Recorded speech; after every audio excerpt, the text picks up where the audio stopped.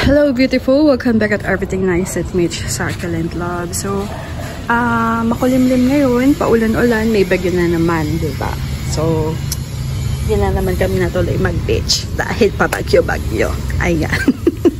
Anyway, so, I have a good news again dahil magpa-flower na naman ang ating nagmamagandang Reyna dito. Walang iba kundi ang ating variegated astro. Ayan, magpa-flower na naman siya. And then, let's look for our other cactuses. Ayan. So, okay naman sila. Ayan. Ganda pa rin nila. Oo. Lalo na mga variegated astra. Ganda talaga nila. Ayan. Basa yung soil. Pero hindi naman ako nagtubig. Oo. Tapos, ito yung hindi nag-ugat dun sa may vlog natin last time. And, ayan, okay naman na siya.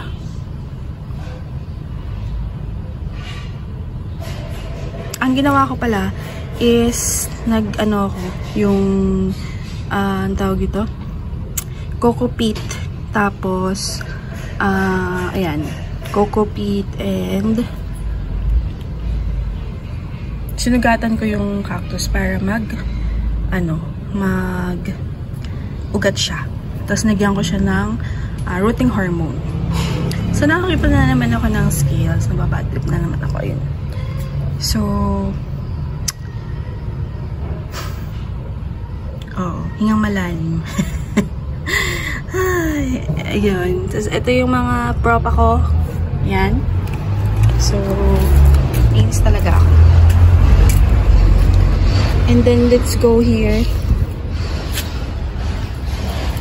Paano na naman kayang linis gagawin ko? Kakalinis ko lang kasi. Tapos maglilinis na naman ako, be. Oo. Bongga ng fruit niya, oh. Ang laki. Daming seeds yan pag ganyan. And then, ayun. So, 5 days nga ako nawala dito sa bahay. I was thinking of the Big Dream. Kasi nag-flower siya bago akong umalis. And yun nga, 5 days na nakaraan. Actually, 1 week na nga eh. So, sabi ko, hindi ko naman kasi siya pwedeng ipropa ng first day. Wala tayong mapopropa. Yeah. So, ayan. Hintayin natin siya mag-open later. Ayun. Yung ating gamanyan na siya. Nagka-scale sila. Hala, oh. Grabe. Oh. So, meron naman ako mahabang off. Uy! Bongga! Hala, magpa-flower na siya, mga B! Ayan. OA mo. May magpa-flower na siya. At ang dami niyang flower, best. Oo, kasi ang mga ganito, ang flower daw niya ay violet. Sino na nga to? Nakalimutan ko na. Sorry, may amnesia agad-agad. Si, Black Widow. So, ang tunay na Black Widow daw ay violet ang flower. So, let's wait for it. Let's wait for it. Ayan. Tapos, ito talaga i-update ko yung mga panat. Kasi pinaulanan ko sila. Kaya, ayun, natingnan nyo, nabuhay sila. So, ganun lang talaga sa cactus. You have to tiyaga-tiyaga. Dahil pag may tiyaga ay mayroong, yes, tamang-tama ka dyan, nilaga. Oo, hindi sinigang. Pwede kayang sinigang. Pag may tiyaga ay mayroong sinigang. Diba? Ayun, magpa-flower siya. Parang iba yung flower niya, ha? Pero nakita ko na yung flower nito. Hindi ko pa na-upload yung vlog ko niyan eh. So anyway, yun lang. So I'm so happy magka-flower na si Black Widow. Ayun.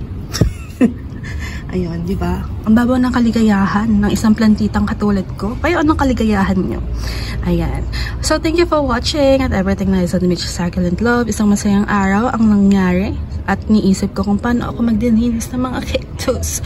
Ayun. So, God bless at laging mag-ingat. Boosh!